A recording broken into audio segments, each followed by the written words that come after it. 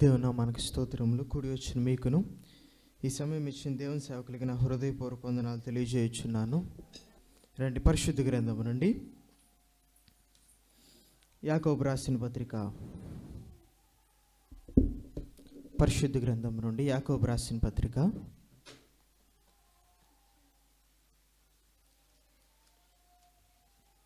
మొదటి అధ్యాయము, యాకోబు రాసిన పత్రిక మొదటి అధ్యాయము 19వ వచనం నుండి 27వ వచనం వరకు ఉత్తర ప్రత్యుత్తరములుగా చదువుకుందాం.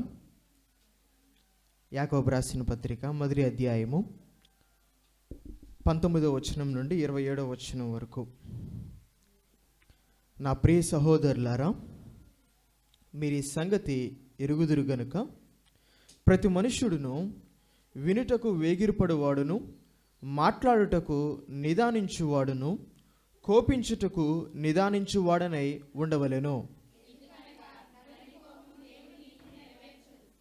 అందుచేత సమస్త కల్మషమును వెర్రవీగుచున్న దుష్టత్వమును మాని లోపల నాటబడి మీ ఆత్మలను రక్షించుటకు శక్తిగల వాక్యమును సాత్వికముతో అంగీకరించుడి.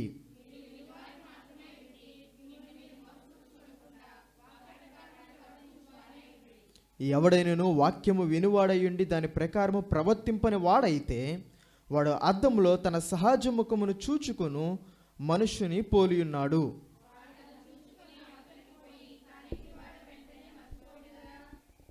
అయితే స్వాతంత్రమునిచ్చు సంపూర్ణమైన నియమములో తేరు చూచి నిలకడగా ఉండువాడెవడో వాడు విని మరచువాడు కాక క్రియను చేయువాడయుండి తన క్రియలో ధన్యుడగును.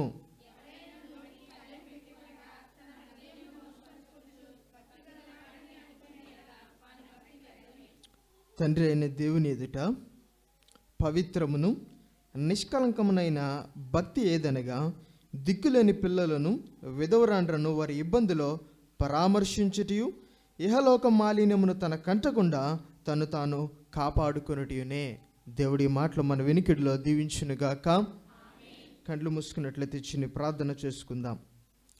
పరిశుద్ధ ప్రేమ నమ్మకమైనటువంటి మా ప్రియ పరలోకపు తండ్రి, మీ ప్రియ కుమారుడును పునరుత్థానుడు మా రక్షకుడైన యేసుక్రీస్తు ప్రభు వారిని మేము ఆరాధించుట కొరకై మీరు మాకు ఇచ్చిన ఈ యొక్క పునరుత్థానపు ఆరాధన నిమిత్తమై మీకు వందనాలు చెల్లిస్తూ ఉన్నాము. మరొక మారు ఈ ఉదయకాల సమయంలో మేము ఏకముగా మీ పాదాల యొద్దకు చేరడానికి మీరు కృప చూపించడందును బట్టి మీకు వందనాలు. పాటల ద్వారా మిమ్మల్ని స్తుతించి ఆరాధించడానికి మాకు మీరు సహాయం చేశారు. అంతేకాక ఇటు మిక్కిలి శ్రేష్టమైనటువంటి సమయంలో కొద్ది మాటలు మీ ఆరాధన కొరకై అటు వర్తమానాన్ని మేము వినడానికి మాకు మీరు సహాయం చేశారు. అందును బట్టి మీకు వందనాలు. మరొక మారు బలను సమీపించి ఉండగా బలలో చేవేయవలసి ఉండగా బలలో పాల్పంపులు పొందవలసి ఉండగా యోగ్యంగాను పశ్చాత్తాపంతో మేము బలలో పాల్పంపులు పొందినట్లు మీ వాక్యమైన అద్దంలో నామా జీవితాలను సరిచేసుకునడానికి మాకు మీరు సహాయాన్ని దయచేయమని మీ వద్ద వేడుకుంటూ ఉన్నాను. ప్రతి సమయంలోనూ ప్రతి స్థలంలోనూ ప్రతి మనిషి హృదయమునకు అర్థమయ్యే రీతిగా మాట్లాడేటువంటి మంచి బతుకులు మీరై ఉన్నారు. నాడు మాట్లాడేటువంటి వాడు, నేడు మాట్లాడేటువంటి వాడు, రాబో దినంలోనూ మాతో మాట్లాడేటువంటి వాడువు. కానీ మేము వినలేని వారిగా, గ్రహించలేని వారిగా ఉంటున్నాం. దయతో క్షమించి వినగల చెవి, గ్రహించేటువంటి మనసు, అవలంబించేటువంటి జీవితాన్ని మరి ముఖ్యంగా మాకు మీరు దయచేయమని మీ వద్ద వేడుకుంటూ వింటున్న నామ అందరి హృదయాల్లోని ఎందరైతే సాంకేతిక సాధకాల ద్వారా ఈ మైక శబ్దం ద్వారా వింటున్నారో వారందరి హృదయాల్లోని మీ ఆత్మకార్యమును జరిగించి మహిమ పొందమని, మరొక నిలబడినటువంటి నేను బలహీనుడని, దీనుడని, నా స్థితి ఎట్టిదో మీకు ఎరుకై ఉండగా దయతో మీ కృపచేత బలపరిచి ముందుకు నడిపించి వాడుకోమని మీ వద్ద వేడుకుంటూ సమస్త మహిమా ఘనత ప్రభావం మీకు ఆరోపిస్తూ నజరుడైన యేసు నామములో అడిగి స్తుతించి ప్రార్థించి వేడుకుంటున్నాను తండ్రి, ఆమేన్. మంచిది. మనం చదువుకున్నటువంటి లేఖన భాగము యాకోబు రాసిన పత్రిక మొదటి అధ్యాయంలోని ఒక భాగాన్ని మనం చదువుకున్నాం కదా. 19వ వచనం నుండి 27వ వచనం వరకు చదువుకున్నాం. ఈ పత్రికను రాసింది యాకోబు. ఎవరి యాకోబు? ఎవరు? క్రొత్త నిబంధనలో ఎంతమంది యాకోబులు మనకు కనిపిస్తారు? ఎంతమంది? క్రొత్త నిబంధనలో ఎంతమంది యాకోబులు మనకు కనిపిస్తారు? యోహాను సహోదరుడైన యాకోబు, అల్ఫై కుమారుడైన యాకోబు, ప్రభువారి సహోదరుడైన యాకోబు, అలాగే అపోస్తలుల కార్యాల గ్రంథం 1వ అధ్యాయం 13వ వచనంలో యూదా తండ్రి అయినటువంటి యాకోబు. నలుగురు యాకోబులు మనకి క్రొత్త నిబంధనలో కనిపిస్తారు.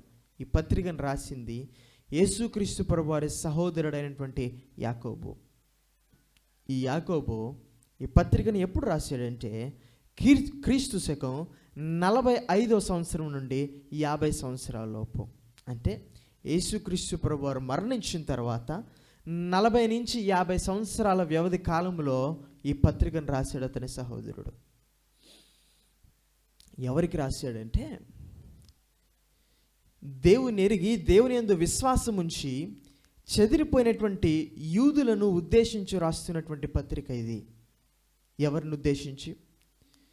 దేవుని యందు విశ్వాసం ఉంచి రక్షింపబడినటువంటి చెదిరిన యూదులను ఉద్దేశించి రాస్తున్నటువంటి పత్రిక. ఆనాడు కలిగినటువంటి శ్రమను బట్టి యూదులు ఏమై ఉన్నారంటే వివిధ ప్రాంతాలకు, ప్రపంచ నలుమూలలకు చెదిరి ఉన్నారు. ఆనాడు చెదిరిన యూదులు మరలా ఎప్పుడు వారు సమకూర్చబడతారు తెలుసా?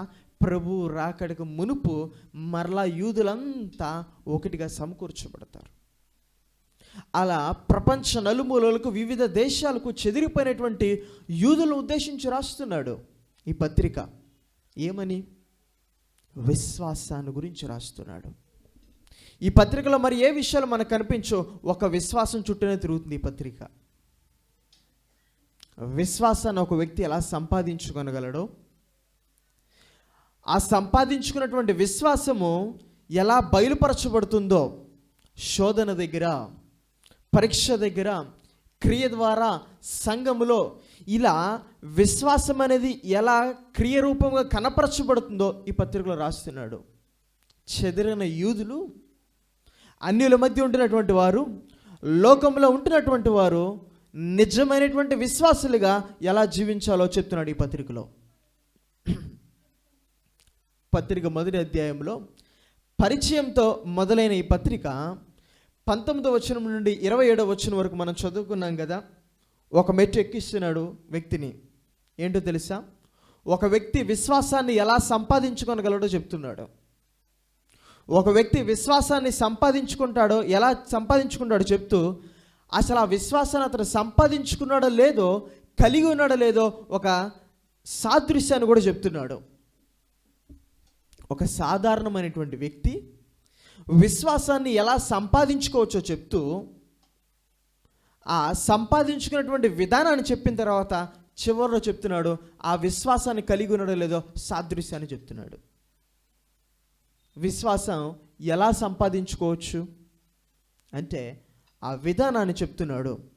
మీరు మాట్లాడడానికి నిదానించేవారండి, వినుటకు వేగిరి పడేటువంటి వారిగా ఉండాలి. వినుట వల్ల మనకు విశ్వాసం కలుగుతుంది. అలా దేవుని వాక్యాన్ని వినడంలో ఇమిడి ఉండేటువంటి విషయాలను ప్రస్తావిస్తూ ఒక్కొక్కటిగా చెప్తూ చివరిలో చెప్తున్నాడు, సరే నేను ఇన్ని చెప్పాను కదా ఎలా విశ్వాసాన్ని సంపాదించుకోవచ్చో, ఇప్పుడు నువ్వు విశ్వాసాన్ని కలిగి ఉన్నావో లేదో, నువ్వు విశ్వాసిగా ఉన్నావో లేదో సాదృశ్యం ఏంటో తెలుసా? భక్తి. నువ్వు నిజంగా విశ్వాసాన్ని సంపాదించుకుని ఉంటే, నువ్వు విశ్వాసిగా ఉంటే నా ఎదుర నిష్కలంకమును పవిత్రమైన భక్తిని కలిగి ఉండి జీవిస్తావు అని ఒక సాదృశ్యాన్ని చెప్తున్నాడు. విశ్వాసం అనేది ఆత్మీయుని యొక్క జీవితంలో ఎంతో ప్రాముఖ్యమైనది. ఈ ఆత్మీయ జీవితానికి ఉండేటువంటి మరి ఒక పేరు ఏంటిది? విశ్వాసపు యాత్ర, విశ్వాసపు పరుగు కదా. మన ఆత్మీయ జీవితాలకి ఉండేటువంటి మరి ఒక పేరు విశ్వాసము. ఈ ఆత్మీయ జీవితం అంతా దేనితో కూడినదంటే విశ్వాసంతో కూడినదై ఉంటుంది. ఆత్మీయ జీవిత ఆరంభము విశ్వాసంతో మొదలవుతుంది. ఆత్మీయ జీవిత అంతం, ముగింపు కూడా విశ్వాసంతోనే ముగుస్తుంది. మొదటి నుంచి, ఆది నుంచి అంతం వరకు ఆత్మీయ జీవితంలో ఉండేది ఏంటో తెలుసా? విశ్వాసం. అందుకే కొరింథీయులకు రాసిన మొదటి పత్రిక 13వ అధ్యాయము 13వ వచనంలో చెప్పేటువంటి మాట ఏంటో తెలుసా? చివరకు నిలిచేవి కాగా విశ్వాసమును, నిరీక్షణ, ప్రేమ అంటాడు. ఈ మూడు నిలుచును అంటాడు. అందులో మొట్టమొదటిగా చెప్తున్నాడు విశ్వాసము అని. నిజమే, విశ్వాసము మనందరి జీవితాల్లో ఎంతో ప్రాముఖ్యమైనటువంటి పాత్రను పోషిస్తుంది. విశ్వాసం లేకుండా ఆత్మీయ జీవితంలో మనం ముందుకు కొనసాగలేము. అందుకని అంటాడు కొరింథీయులకు రాసిన మొదటి పత్రిక 13వ అధ్యాయము 5వ వచనంలో, మీరు విశ్వాసం కలిగి ఉన్నవారై ఉన్నారో లేదో మిమ్మల్ని మీరే శోధించి పరీక్షించి తెలుసుకొనుడి అంటాడు. ఒకవేళ మీలో విశ్వాసం ఉందా, మీరు భ్రష్టత్వం కలిగి లేరు. మీరు విశ్వాసం కలిగి ఉన్నారో లేదో మిమ్మల్ని మీరు శోధించి చూచుకోనండి, మిమ్మల్ని మీరు పరీక్షించుకోనండి అంటున్నాడు. అమ్మ హిరణ్మయ్, ఆయన తీసుకెళ్తావా లేకపోతే ఏం చేస్తావు? ఆయన తీసుకెళ్ళి కింద కూర్చోబెట్టుకుని వాక్యం విను. ఆ 13వ అధ్యాయం 5వ వచనంలో చెప్తున్నాడు, మీరు విశ్వాసాన్ని కలిగి ఉన్నారో లేదో మిమ్మల్ని మీరే పరీక్షించి శోధించి తెలుసుకోండి అంటున్నాడు. ఎందుకు? 2 మాటలు ఉపయోగిస్తున్నాడు. పరీక్షించండి, శోధించండి అని 2 మాటలు ఉపయోగిస్తున్నాడు. అది ఎంత ప్రాముఖ్యమైనదైతే ఆ మాటను చెప్తున్నాడు చూడండి. మరి ఏ ఇతర విషయాల గురించి చెప్పట్లేదు. మీ ఆత్మీయ జీవితంలో మీరు విశ్వాసాన్ని కలిగి ఉన్నారో లేదో పరిశోధించుకోనండి, పరీక్షించుకోండి అని చెప్తున్నాడు. అనుదినము మన ఆత్మీయ జీవితాల్లో మనము విశ్వాసాన్ని కలిగి ఉన్నామో లేదో నిరంతరం మనం పరీక్షించుకునేటువంటి వారిగా ఉండాలి. అందుకని అంటాడు హెబ్రీయులకు రాసిన పత్రిక 3వ అధ్యాయంలో, విశ్వాసము లేని దుష్ట హృదయము మీలో ఉన్నదో లేదో మీరు పరీక్షించుకోండి అంటాడు. ఎందుకు విశ్వాసాన్ని దుష్ట హృదయం అంటున్నాడు తెలుసా? ఆ విశ్వాసం లేని హృదయం ఏం చేస్తుందంటే మన జీవితాలను దేవునికి దూరం చేస్తుంది. దేవుని నుంచి తొలగిపోవడానికి, దేవునికి దూరం అవడానికి అవిశ్వాసము కారణమవుతుంది. ఆ అవిశ్వాసాన్ని బట్టి ఏమవుతామంటే మనము దేవునికి దూరస్తులమైపోతాం, దేవుని నుంచి వైదొలిగిపోతాం. అందుకని అంటున్నాడు, ఆ విశ్వాసం లేని దుష్ట హృదయము మీలో ఉన్నదో లేదో పరీక్షించి తెలుసుకోండి అంటున్నాడు. ఆత్మీయ జీవితంలో విశ్వాసం అనేది ఎంతో ప్రాముఖ్యమైనటువంటి పాత్రను పోషిస్తుంది. విశ్వాస అయినటువంటి వాడికి విశ్వాసం లేకపోతే, విశ్వాసి అని పేరు కలిగినటువంటి వాడికి విశ్వాసమే లోపిస్తే ఎలా ఉంటుంది అంటారు? ఎలా ఉంటుంది? మానవులమని పేరు కలిగినటువంటి మనము, మనుషులమని పేరు కలిగినటువంటి మనము మానవత్వం లేకుండా జీవిస్తే ఎలా ఉంటుందో అలా ఉంటుంది. నేడు మనుషుల్లో మానవత్వం కనిపిస్తుంది అంటున్నారా? కనిపిస్తుంది ఎక్కడన్నా? కొద్ది రోజులుగా మనం చూసినటువంటి విషయాలను చూస్తుంటే ఏమనిపిస్తుందో తెలుసా? మనుషుల్లో మానవత్వం లోపిస్తుంది. వివేచన లేదు, మంచి చెడులు లేవు, ఎదురువాని పట్ల తోటివాడిని ప్రేమించేటువంటి మనస్సు లేదు. మానవత్వం ఉందా? ఒక జంతువులే ప్రవర్తించట్లేదు మానవుడు. సమాజంలో, సొసైటీలో సోషల్ బీయింగ్స్ అయినటువంటి మానవుడు ఎలా జీవించాలి?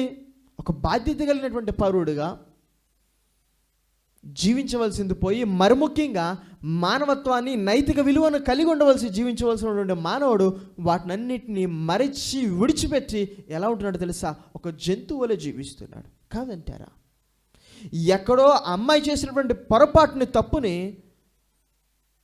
ఏ తప్పు చేయని ఒక ఆటో డ్రైవర్ల మీద మోపింది. ఎక్కడో కేసులో ఓడిపోతున్నామన్నటువంటి ఆ మనసుతో నడి రోడ్డు మీద భార్యాభర్తల్ని నరికి చంపేశారు పట్టుపగలు. మానవత్వం ఉన్నదంటారా? లేదు. మానవులమైనటువంటి మనము మన జీవితాల్లో మానవత్వాన్ని కోల్పోతే అవి ఎంత దుర్భరంగా ఉంటాయో, ఆత్మీయుడికి కూడా, విశ్వాసి అని పేరుగినటువంటి వ్యక్తి కూడా అతని జీవితంలో విశ్వాసం అనేది లోపిస్తే అతని జీవితం కూడా అంతే దుర్భరంగా ఉంటుంది. ఒకసారి పరీక్షించుకుందాం, మనలో విశ్వాసం ఉన్నదా? వెతుక్కోవాల్సినటువంటి పరిస్థితి ఏర్పడుతుంది. వెతుక్కోవాల్సినటువంటి పరిస్థితి. విశ్వాసం అనేది ఆత్మీయ జీవితంలో ఎంతో గొప్ప విశిష్టమైనటువంటి పాత్రను పోషిస్తుంది. సరే, గత ఆదివారం మనం ఏం వాక్యాన్ని విన్నాం ఇంతకీ? అమ్మా, యాకోబు రాసిన పత్రికలోని 2వ అధ్యాయంలోనిదే. అబ్రహాము దేవుని నమ్మాడు, నీతిగా ఎంచబడ్డాడు, దేవునికి స్నేహితుడయ్యాడు. అబ్రహాము ఎలా ఉన్నాడు ఇంతకీ? అమ్మా, ఎలా ఉన్నాడు? ఎలా ఉన్నాడంటే విశ్వాసం కలిగి ఉన్నాడంటారేంటి? అతని జీవితంలో విశ్వాసాన్ని కలిగినటువంటి అబ్రహాం ఎలా ఉన్నాడు అమ్మా? విధేయత కలిగిన వాడు. చెప్పాడేంటి?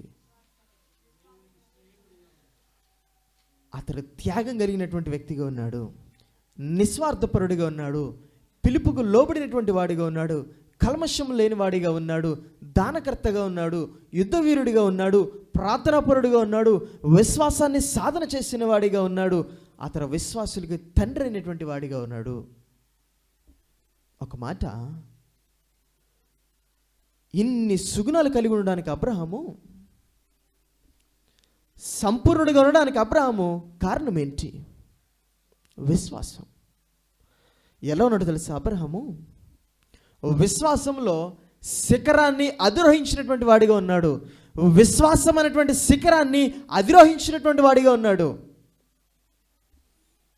ఆ విశ్వాసము అబ్రహాము జీవితంలో ఏం చేసింది తెలుసా? త్యాగం కలిగిన వాడిగా చేసింది, నిస్వార్థపరుని చేసింది, కల్మషం లేనివాడిని చేసింది, దానకర్తగా చేసింది, ప్రార్థనాపరుడిగా చేసింది, యుద్ధవీరుడిగా చేసింది, పిలుపుకు లోబడిన వాడిగా చేసింది, విశ్వాసాన్ని సాధన చేసిన వాడిగా చేసింది, చివరకు సంపూర్ణుడై ఆ విశ్వాసులందరికీ తండ్రి అయినటువంటి వాడిగా చేసింది. అబ్రహాం అలా ఉండడానికి మూల కారణం ఏంటి తెలుసా? ఆ విశ్వాసం అతని జీవితంలో అన్ని క్రియలను జరిగించింది. విశ్వాసం అబ్రహాము జీవితంలో అన్ని క్రియలు జరిగిస్తే, విశ్వాసం అనేది ఒక వ్యక్తి జీవితంలో మరి ఏ విషయాలను చేస్తుంది చూద్దాం రండి. మొట్టమొదటిగా విశ్వాసం ఏం చేస్తుందట? లేఖనంలో నుంచి చూద్దాం రండి. ఎఫెసీయులకు రాసిన పత్రిక 2వ అధ్యాయం 8వ వచనాన్ని, ఎఫెసీయులకు రాసిన పత్రిక 2వ అధ్యాయం 8వ వచనాన్ని చదువుకుందాం. మీరు విశ్వాసము ద్వారా కృపచేతనే రక్షింపబడి ఉన్నారు. ఇది మీ వలన కలిగినది కాదు కానీ దేవుని వరమే. ఆత్మీయ యాత్ర, విశ్వాసపు పరుగు ఎక్కడితో మొదలవుతుంది? ఎక్కడితో? రక్షింపబడుటతో మొదలవుతుంది. ఈ విశ్వాసపు పరుగు, ఈ ఆత్మీయ జీవితం ఎక్కడితో ఆరంభమవుతుందో తెలుసా? రక్షింపబడుటతో మొదలవుతుంది. అంటున్నాడు, మీరు విశ్వాసము ద్వారా కృపచేత మాత్రమే రక్షింపబడి ఉన్నారు. పాపములో కొట్టుమిట్టాడుతున్నటువంటి మనము, ఆ పాపం వలన వచ్చి జీతమైనటువంటి మరణానికి పాత్రులమైనటువంటి మనల్ని ఆయన ఏం చేశాడు తెలుసా? రక్షించాడు. దేని నుంచి రక్షించాడు? ఆయన కృప చేత విశ్వాసము ద్వారా మనం రక్షింపబడి ఉన్నాం. దేని దగ్గర నుంచి రక్షింపబడి ఉన్నాం? దేని దగ్గర నుంచి? ఆజ్ఞ అతిక్రమమే పాపం అని చెప్తున్నాడు. ఆ పాపం వలన వచ్చే జీతము మరణము అని చెప్తున్నాడు. మరి దావీదు అంటున్నాడుగా, నేను లోకులందరూ పోయేటువంటి మార్గాన పోచున్నానని మరణించే ముందు విశ్వాసం ఉంచిన వాడైనా, విశ్వాసం లేనివాడైనా, నీతిమంతుడైనా, అనీతిమంతుడైనా, మంచివాడైనా, చెడ్డవాడైనా మరణించాల్సిందేగా. మరి పాపం వల్ల వచ్చే జీతము మరణము. ఆ మరణము నుంచి మనం రక్షింపబడ్డామే, మరి అందరూ మరణిస్తున్నారుగా. చాలామంది అనుకునేటువంటి పొరపాటు, కంటికి కనిపించేటువంటి శరీరానికి కలిగేటువంటి ఆ మరణమే నిత్యమైన మరణము, అదొకటే మరణముగా భావిస్తారు. కానీ ఈ లోపల ఉండినటువంటి ఆత్మకు కూడా మరణం అనేది ఉంటుంది. ఈ శరీరంలో ఈ ఆత్మ ఉన్నంతకాలమే దీనికి జీవము, దీనికి స్పర్శ, దీనిలో కదలిక. కంటికి కనిపించే శరీరాన్ని చూచి మనం ఒకటే అని అనుకోవడం పొరపాటు కదా. ఈ శరీరం జీవం కలిగి ఉండడానికి లోపల ఆ ఆత్మ కారణము. ఇప్పుడు మరణము శరీరానికి, మరణము ఆత్మకు కూడా. ఆ పాపము ఏ మరణాన్ని ఇస్తుందో తెలుసా? నిత్యమైన ఆత్మకు ఇచ్చేటువంటి మరణాన్ని ఇస్తుంది. ఇప్పుడు ఆ ఆత్మకు కలిగించేటువంటి మరణాన్ని నుంచి ఆయన మనల్ని రక్షించాడు. నాడు తెలియలేదు, నాడు ఆజ్ఞ మనకు తెలియదు. ఆజ్ఞ అతిక్రమమే పాపం అన్నాడు. దేవుని దగ్గర రాకమునుపు ఆజ్ఞ ఏంటో మనకు తెలుసా? 10 ఆజ్ఞలు మనకు తెలుసా? ఏమీ తెలియదు. ఆనాడు ఆజ్ఞ ఏంటో మనకు తెలియదు కనుక మనము క్షమింపబడి ఉన్నాము. ఇప్పుడు సమస్తమును ఎరిక ఎండిన తర్వాత మరలా పాపం చేశామా, ఏమవుతాం? శిక్షింపబడతాం. ఏం చేశాడు తెలుసా? దేవుడు మొట్టమొదటిగా కృప చూపించి పాపానికి బానిసలుగా ఉండి ఆజ్ఞను ఎరగని మనకి సత్యవాక్యాన్ని మన దగ్గరికి తీసుకుని వచ్చి ఆయన కృపచేత మనల్ని రక్షించాడు. ఆ కృపచేత మన దరికి చేరినటువంటి వాక్యాన్ని మనం విశ్వసించాం, రక్షింపబడ్డాం. ఆయనే నిజమైనటువంటి దేవుడని, ఆయన వలన మనకు పాప క్షమాపణ కలుగుతుందని, ఆయన మన కొరకు రక్తాన్ని చిందించాడని, ఆయన వల్లనే మనము నిత్యత్వానికి వారసులమని, ఆయన మాదిరిగా కనపరిచినటువంటి జీవితాన్ని జీవించడం ద్వారా మనము జీవంలోనికి వెళ్తామని విశ్వసించాం, రక్షింపబడ్డాం. ఆనాడు విశ్వాసము అబ్రహామును త్యాగశీలిగా చేస్తే, పిలుపుకు లోబడిన వాడిగా చేస్తే, నిస్వార్థపరుడిగా చేస్తే, దానకర్తగా చేస్తే, ఇలా ఎన్నో సుగుణాలు కలిగిన వాడిగా అతన్ని తీర్చిదిద్దితే, ఇప్పుడు మనల్ని మొట్టమొదటిగా ఈ విశ్వాసం ఏం చేసిందో తెలుసా? రక్షించింది. రెండవదిగా విశ్వాసం మరి ఏం చేసిందంట? రోమిలికి రాసిన పత్రిక 5వ అధ్యాయము, రోమిలికి రాసిన పత్రిక 5వ అధ్యాయం 1వ వచనాన్ని చదువుకుందాం. కాబట్టి విశ్వాసము మూలమున మనము నీతిమంతులుగా తీర్చబడి మన ప్రభువు అయిన యేసుక్రీస్తు ద్వారా దేవునితో సమాధానాన్ని కలిగి ఉన్నాము. ఇప్పుడు ఈ విశ్వాసం ఏం చేసిందో తెలుసా? మొట్టమొదటిగా మనల్ని రక్షించడం మాత్రమే కాదు, రెండవదిగా మనల్ని నీతిమంతులు చేసింది. రక్షించింది, రక్షించిన మనల్ని మరి ఒక మెట్టు ఎక్కించింది. ఎక్కడికి? నీతిమంతులను అనేటువంటి స్థితిలోనికి మనల్ని తీసుకుని వెళ్ళింది. గత కాలంలో చెడుతనంలోను, గతకాలంలో అనీతిమంతులుగాను, గతకాలంలో దేవునికి విరోధకరమైనటువంటి జీవితాన్ని కలిగి ఉన్నటువంటి జీవించిన వారిగా ఉన్నటువంటి మనల్ని ఏం చేశాడు తెలుసా? ఆయన నీతిమంతులుగా చేశాడు. నీతిమంతులుగా ఉన్నామా ఇప్పుడు?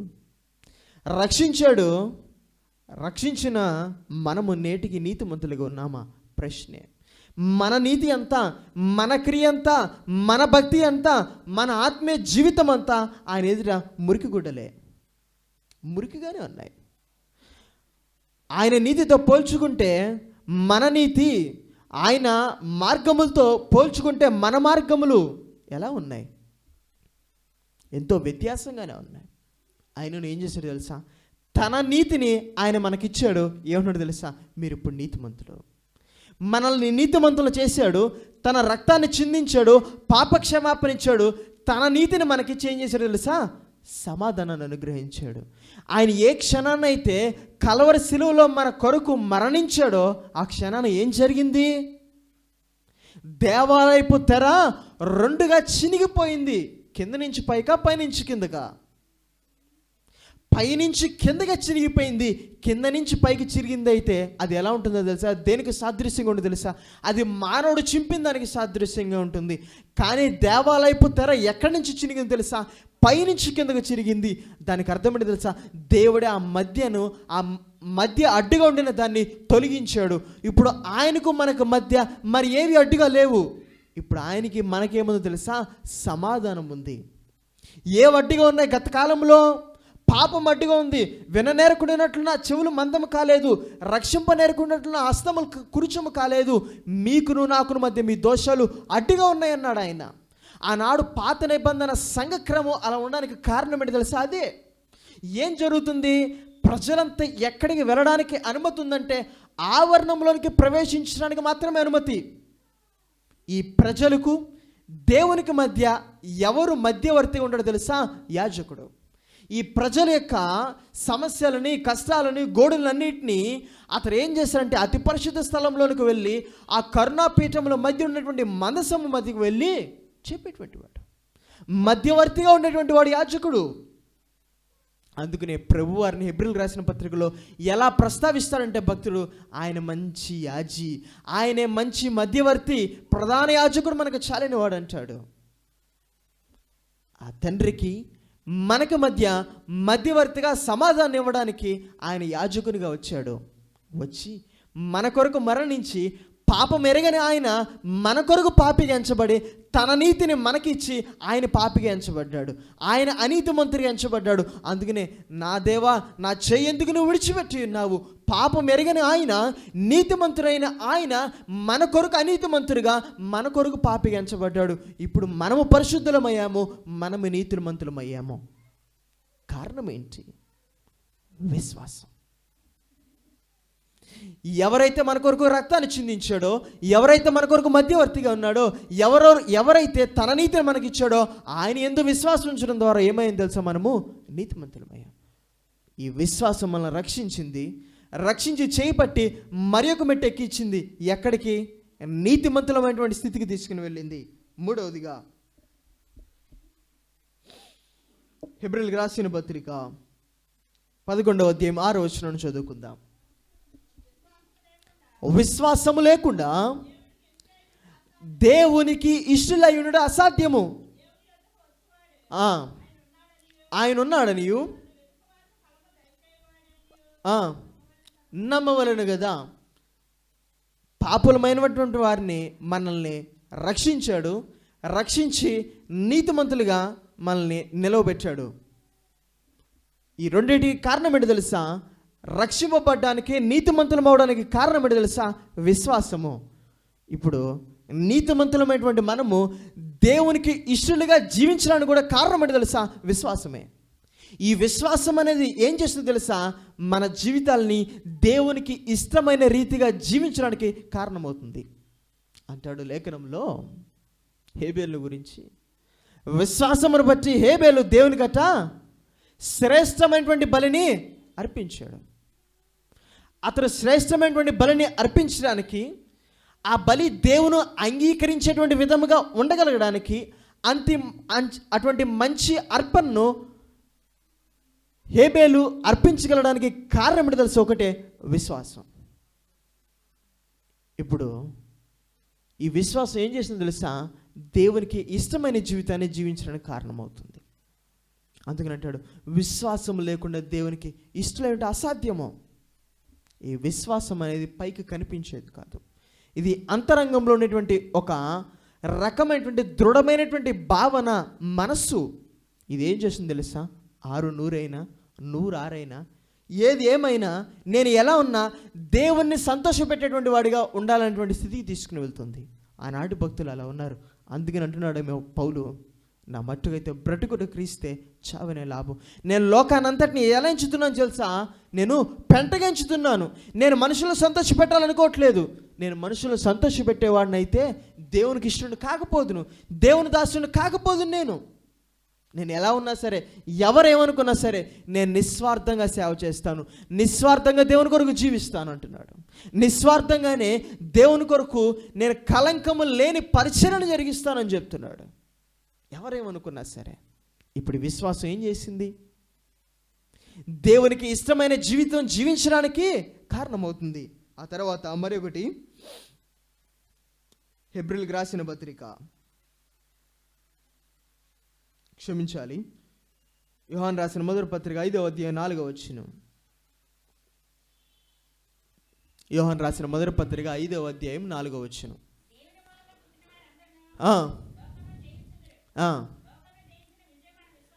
లోకమును జయించిన విజయము విశ్వాసముదే. ఈ విశ్వాసం మనల్ని రక్షిస్తుంది.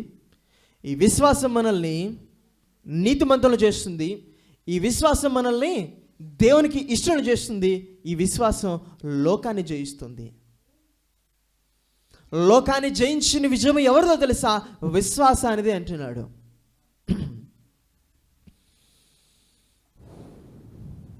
లోకంలో ఉన్నటువంటి శరీరాశ, నేత్రాశ, జీవపు డంబాలను జయించడానికి బలమైనటువంటి పునాది కారణం ఏంటి తెలుసా? మన విశ్వాసం. అందుకని అన్నాడు, మీరు విశ్వాసం అనే డాలును అంటాడు. ఎఫెసీయులకు రాసిన పత్రిక 6వ అధ్యాయంలో ఒక క్రైస్తవుడు చేసేటువంటి పోరాటాన్ని గురించి చెప్తూ, మీరు అపవాది వేయు అగ్ని బాణాలని ఆర్పాలి అంటే, ఎదిరించాలి అంటే, అడ్డుకోవాలి అంటే ఏం కలిగి ఉండాలి తెలుసా? విశ్వాసం అనే డాలు. ఈ విశ్వాసం అనే డాలు కలిగినటువంటి సైనికుడు ఏం చేస్తాడు? ఆ శత్రువు యొక్క దాడిని ఏం చేస్తాడు తెలుసా?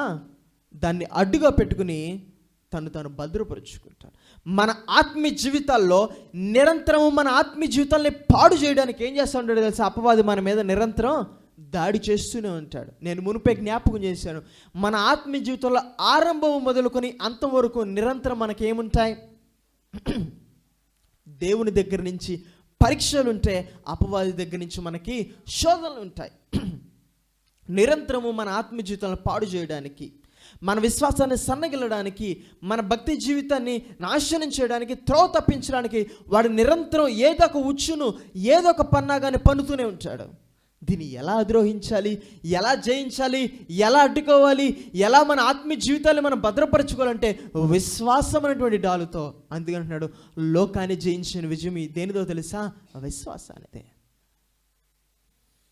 రక్షిస్తుంది, నీతిమంతులు చేస్తుంది, దేవునికి ఇష్టలు చేస్తుంది, ఆ తర్వాత లోకాన్ని జయించడానికి కారణమవుతుంది. ఆ తర్వాత ఏం చేస్తుంది? హెబ్రీయులకు రాసిన పత్రిక 11వ అధ్యాయము 39వ వచనాన్ని చదువుకుందాం.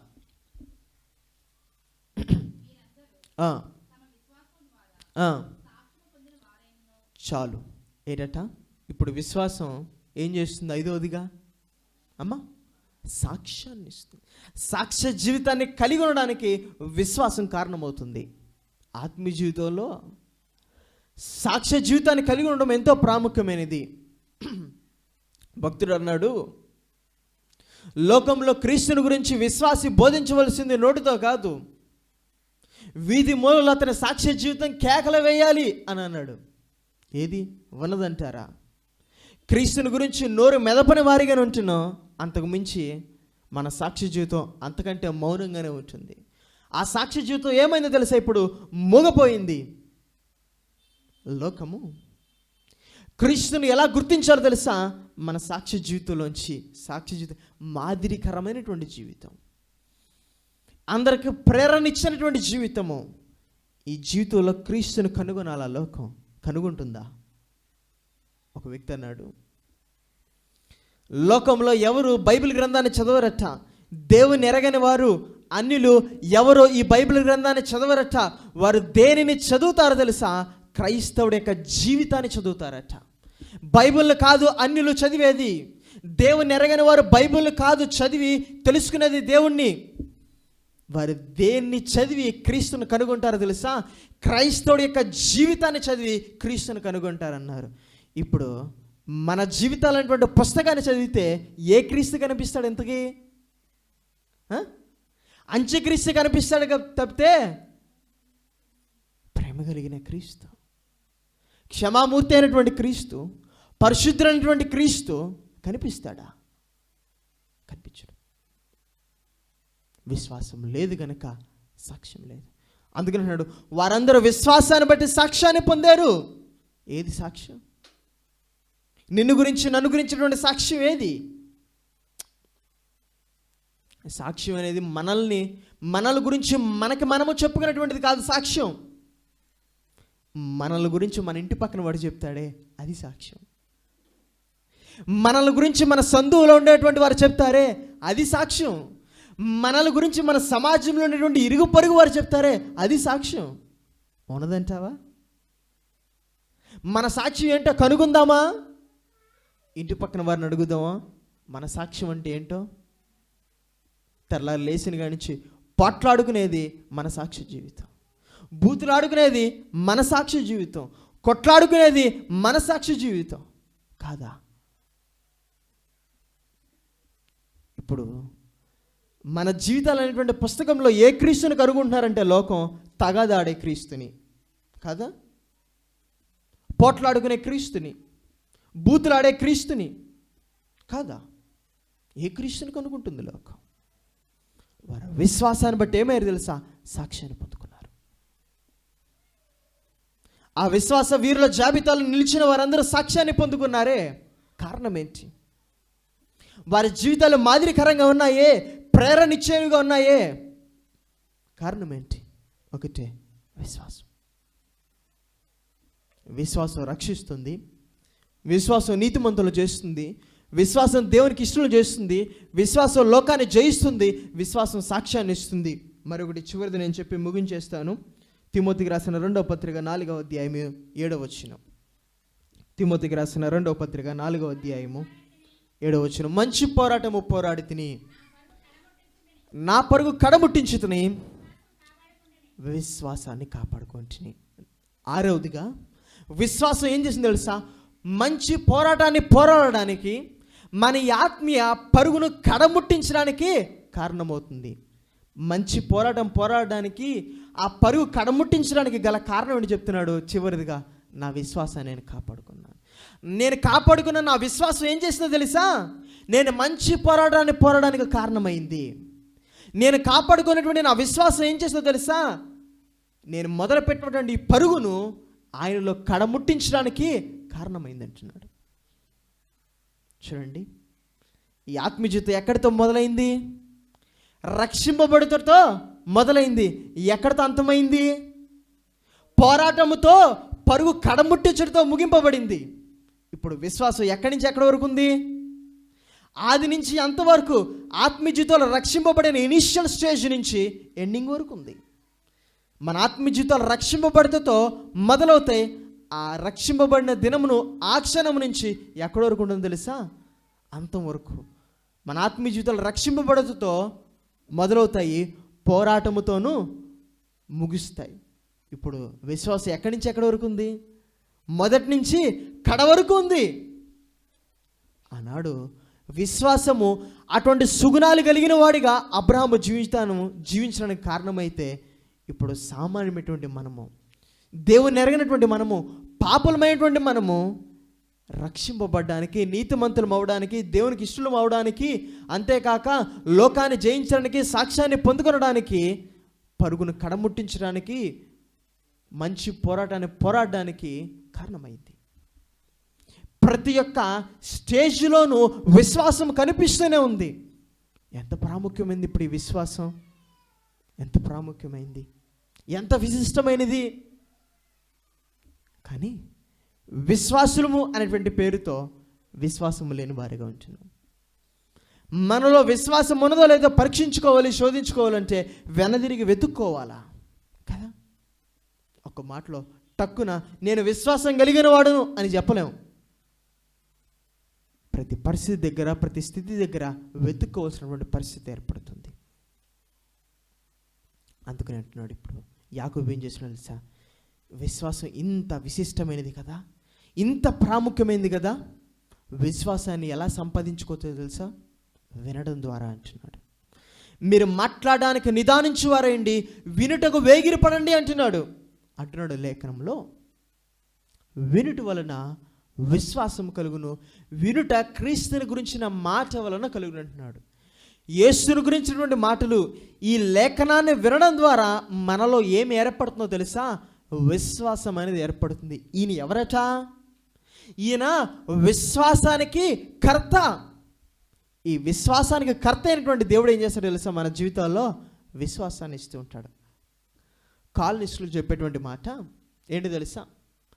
దేవుడు విశ్వాసాన్ని ఇస్తాడు. ఏంటంట? దేవుడు విశ్వాసాన్ని ఇస్తాడు.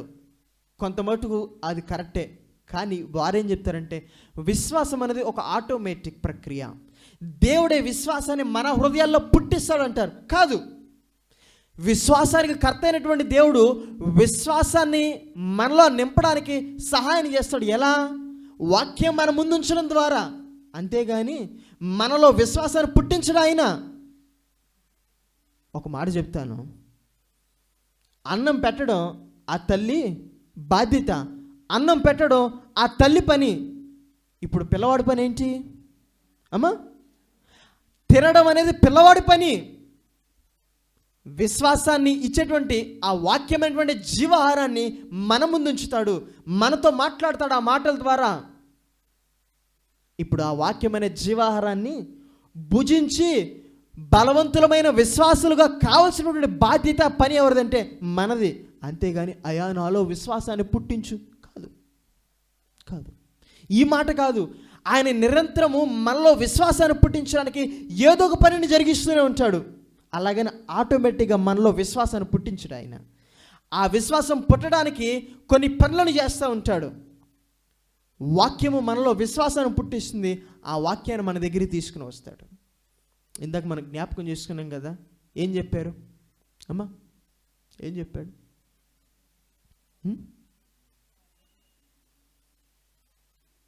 చెప్పండి. యాయిరు కుమార్తె గురించి ఏం చేయాలి మనము? దేవుని యందు భయభక్తులా? మనము భయపడక దేవుని యందు నమ్మకం ఉంచి మన కుటుంబాలతో సహా మనం ఆయన పాదాల దగ్గరికి వెళ్ళాలా. నిజముగా మొరపెట్టి వారందరికీ ఆయన సమీపస్తుడిగా ఉన్నాడు కనుక నిజముగా అయినటువంటి మాట దేన్ని అర్థాన్ని ఇస్తుందంటే, విశ్వాసానికి వారికి సమీపస్తుడు ఉండేటువంటి వాడు. 2 పనుల ద్వారా దేవుడు మన జీవితాల్లో విశ్వాసాన్ని పుట్టిస్తాడు. మొట్టమొదటిది ఏంటో తెలుసా? దేవుడు మన జీవితాల్లో కొన్ని కార్యాలను చేసి, కొన్ని మేలులను చేసి మన జీవితాల్లో ఏం చేస్తాడో తెలుసా? విశ్వాసాన్ని పుట్టిస్తాడు. చూద్దాం రండి. ఈ లేఖనంలో మార్కు సువార్త 9వ అధ్యాయము 24వ వచనాన్ని చదువుకుందాం. మార్కు సువార్త 9వ అధ్యాయం 24వ వచనం. ఆ చిన్నవాని తండ్రి నమ్ముచున్నాను, నాకు అపనమ్మకము ఉండకుండానా కలగకుండానా? అపనమ్మకము ఉండకుండా నాకు సహాయము చేయమని బిగ్గరగా చెప్పాను. ఏంటట? ఇప్పుడు ఏమంటున్నాడు? ఒక మోగదెయ్యం పచ్చింది ఆ పిల్లవాడికి. శిష్యుల దగ్గరికి వచ్చారు, వారు వదిలించలేకపోయారు. ఇప్పుడు ప్రభు దగ్గరికి వచ్చి అంటున్నాడు, అయ్యా నా కుమారుడు నీవే బాగు చేయి. అంతేకాదు, నేను అవిశ్వాస పాలు కాకుండా నాకు సహాయం చేయి అంటున్నాడు. ఇప్పుడు అతను అవిశ్వాస పాలు కాకుండా, అతను అపనమ్మకస్తుడు కాకుండా ప్రభు వారు ఏం చేశారు తెలుసా? ఒక కార్యాన్ని జరిగించాడు. అతని యొక్క కుమారుని ఆయన ఏం చేశాడు తెలుసా? బాగు చేశాడు. ఇప్పుడు బాగుపడిన అతని కుమారుని చూసి ఆ తండ్రి విశ్వాసం ఏమైంది? మెరుగుపరచబడింది. అపనమ్మకస్తుడవల విశ్వాసంగానే ఉన్నాడు. మన జీవితాల్లో మొట్టమొదటిగా ఆయన విశ్వాసాన్ని ఎలా పుట్టిస్తాడో తెలుసా? మన జీవితాల్లో మేలులు చేయడం ద్వారా. అంటాడు భక్తుడైనటువంటి దావీదు, పక్షిరాజు యవనము క్రొత్తదగినట్లు మేలుతో నన్ను నువ్వు తృప్తిపరచుచున్నావు అంటున్నాడు. చాలాసార్లు జీవితాల్లో కృంగిపోతూ ఉంటాం.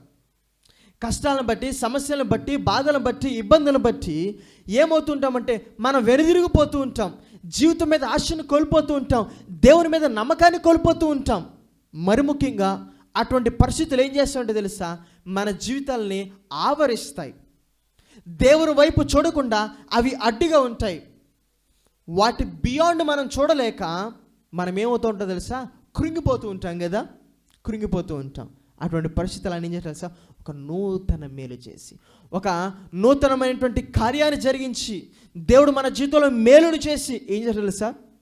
మన హృదయాల్ని ఆదరిస్తాడు. ఇప్పుడు వాటి వైపు చూసి మన విశ్వాసం ఏమవ్వాలి? దృఢపరచబడాలి. అందుకన్నాడు, ఆయన చేసిన మేలు ఉపకారాలను మర్చిపోవద్దు అంటాడు. ఆదివారం ఆరాధన అంటే ప్రారంభ ప్రార్థన ప్రారంభించుకున్న తర్వాత ఏం చేస్తాం అమ్మా? ఏం చేస్తాం? నిద్రకు మెలకుకు మధ్య ఊగిసలాడుతూ ఉంటాం. అసలే పొద్దున్నే తెల్లవారుజామున ఆరాధన, అప్పుడే నిద్రలేసి వస్తామేమో, సరిగ్గా స్నానం కూడా చేయమేమో, సరిగ్గా ఇంటికాడే సిద్ధపడి కూడా రామేమో. ఇప్పుడు ప్రారంభ ప్రార్థన ముగించిన పాస్టర్ గారు ఒక 15 నిమిషాలు స్తుతి ఆరాధన చేసుకోండి అమ్మా అంటే కుర్చీలోనో కింద కూర్చుని అటు నిద్రపోక ఇటు మెలకుగా ఉండక ఈ రెండింటి మధ్య ఊగిసలాడుతూ ఉంటారు కదా. మౌనంగా కళ్ళు మూసుకునేలా కూర్చుంటారు. అటు నిద్రపోక ఇటు మెలకుగా ఉండక రెండింటి మధ్య ఊగిసలాడుతూ ఉంటారు. ఎందుకు ఈ స్తుతి ఆరాధన? ఎందుకు? ఆ వారమంతా, ఆ నెల అంతా, ఆ సంవత్సరం అంతా దేవుడు మన జీవితాలు చేసిన ఉపకారాలను, మేలు జ్ఞాపకం తెచ్చుకుంటూ ఆయన్ని స్తుతిస్తూ ఉంటే మన హృదయాల్లో విశ్వాసం అనేది ఏమవుతుందో తెలుసా? పెంపొందుతుంది. ఉందా ఆ స్థితి? ఏదో ఆచారం, ఎప్పటి నుంచో అలా చేస్తూ వచ్చాం కాబట్టి ఆయన చెప్తాడు, మనం అలా మౌనంగా ఊగిసలాడుతూ కూర్చుంటాం కదా. ప్రార్థనలో, వ్యక్తిగత ప్రార్థనలో, కనిపెట్టేటువంటి స్థితి దగ్గర, దేవుని పాదాల దగ్గర గడిపేటువంటి స్థితి దగ్గర మనకి ఏమి కావాలో తెలుసా? ఆ స్థితి కావాలా? ఆయన మన జీవితంలో చేసిన మేలులు ఒక్కొక్కటిగా జ్ఞాపకం తెచ్చుకుంటే మనం ముందు జీవితాల్లో ఎదురొచ్చేటువంటి శ్రమ దగ్గర, కష్టం దగ్గర ఎన్నటికి వెనుదిరిగి చూడం. అంటదు హృదయం, రెప్పిచ్చోడా గతకాలంలో చనిపోయే పరిస్థితి దగ్గరే దేవుడు నిన్ను బ్రతికించాడురా. ఈ రోజున అనారోగ్యం గురించి నువ్వు బాధపడుతున్నావా? బ్రతికించిన దేవుడు బాగు చేయడా? విశ్వాసం ఏమవుతుంది? దేవుడు మొట్టమొదటిగా మన హృదయాల్లో ఏదో ఆటోమేటిక్గా కార్యాన్ని జరిగించడు.